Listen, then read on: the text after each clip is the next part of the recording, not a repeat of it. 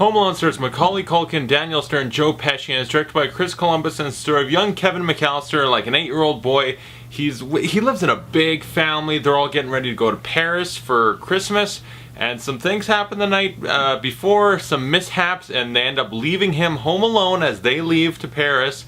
They forgot him, and so he's living by himself, living out the fantasy of a kid. No family. You know what? I don't want a family. I want to be my own man. I'm living alone. You know, so that's going to be awesome, all this cool stuff he can get into, but the wet bandits, some crazy criminals are going to break into his house, these hardened criminals, and he's going to beat the shit out of them with crazy torture devices and booby traps. And this film is a classic of Christmas, of film in general. It's beloved. I love this movie, and sadly I don't have a Home Alone Christmas sweater. The best I could do is this. I want the one that says Merry Christmas, you filthy animal, but I couldn't find it yet. It's on the hunt. It's elusive, but I will find it and I will get it. And is this movie fantastic and awesome and amazing? Probably. It's a childhood movie of mine, and like pretty much everyone who loves this movie grew up on it, loves it. Everyone wants to be young Kevin McAllister. I do. At a certain point, everyone probably did. You want to be that kid. He's living that fantasy. Home alone, no family, no one to tell you what to do. You do what you want. You jump on the bed, you watch angels with dirty faces, eat a bunch of junk food, have a great time. And they had all the right ingredients and a combination of things to just make it perfect. Chris Columbus, the guy who made the first 2 Harry Potter movies, that guy's a real talent. He's fantastic as a director. He directed it really well.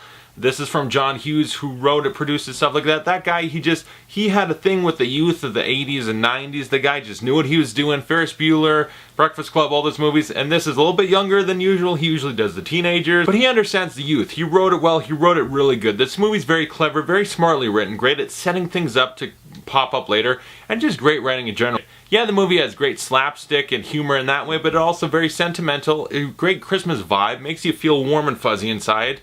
And yeah, that's really what makes the movie work too, because if it was just mindless slapstick, it might age, but it has a good heart behind it that makes it good. And who better to pull that off than young Macaulay Culkin? That kid was an icon. Every kid wanted to be him for a little while, for sure. And he is a damn good kid actor. He had such charisma, such likability. He was great, fantastic, love him. So enjoyable in this. Such a great, clever, smart kid. He's the kid you want to be. Is this toothbrush approved by the American Dental Association? I can't talk to you. Why not? You're a stranger. Like, he's awesome. He's great. The whole playing with the TV, there's so many parts of this movie that are just all-time classic scenes, lines. I wouldn't let you sleep in my room if you were growing on my ass. Look what you did, you little jerk. This is it. Don't get scared now. And there's still 1,000 more, a lot of which from the Wet Bandits. Daniel Stern and Joe Pesci, great together, great chemistry. They play off each other really well. Daniel Stern's just an idiot, Joe Pesci. It's so funny to think, because, like, I knew him from Home Alone, and then a little bit later you watch Casino, Goodfellas, and you're like, oh, this guy's something else. This is like him doing a kid's movie where it's so out of place, yet amazing. Because, yeah, he does Martin Scorsese gangster movies, and that's what I think of him always. And then you realize he was in Home Alone. That's so amazing, it just might work. And they're both really damn good. They're just great for selling the humor and the pain.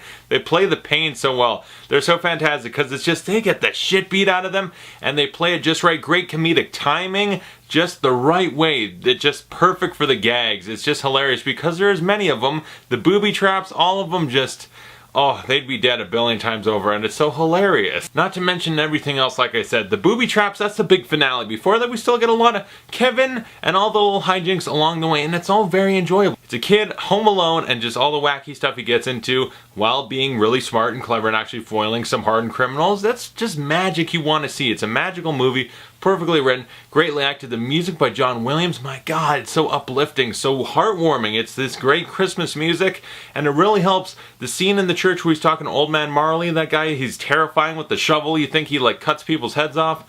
And then they have a really heartfelt scene at the end talking about how he doesn't talk to his kid and he wants to see his granddaughter, and they both learn life lessons about how you actually need your family, even if you don't think so. If you think about it for a while, you'd really miss them and you want them. And at the end, oh, it's so great after it all goes down and there's that great reunion between Old Man Marley and his family and Kevin's watching. It's just The music, the acting, everything. I cry every time. It's a heartfelt moment. I was watching it the other day, like, I didn't remember how, oh man, I'm crying. I forgot about this part. Like the stuff you remember, Joe Pesci's head on fire, the ironing board hit Daniel Stern in the face, like all that sort of stuff, but you'd forget the great level of sentimentality and actual emotion in the movie. The movie just brings back the inner kid in you. You want to be little Kevin running around your house, people try to break in, you shoot him in the dick with a BB gun, you set him on fire, little micro machines, all the little traps, you're outwitting criminals. Little Kevin, it's just something about it, that childhood magic, that fantasy of being this awesome little kid, it brings it alive in you, awakens your inner Kevin. Hopefully not too much. You hopefully don't set traps around your house and like ice on the steps. You might kill someone in real life. Don't do that. Okay. Home Alone, and also Home Alone 2, just to mention it now. Maybe I'll do a review, I don't know, but like Home Alone, it just puts you in the Christmas mood. It's a classic, it never gets old because it's well made. It's not just slapstick, it's not just incredible, horrible torture. There's a lot behind it that makes it good too. And it really is a favorite movie of mine. I've loved it since I first discovered it, and I still love it to this day. It is not weakened, it's not gotten any worse in retrospect from watching it being a more adult person. It just stays the same magical, very enjoyable, incredible movie. I love Home Alone. I would give it an A+. Comment below, tell me your thoughts on Home Alone. And thanks for watching. I'll see you guys later.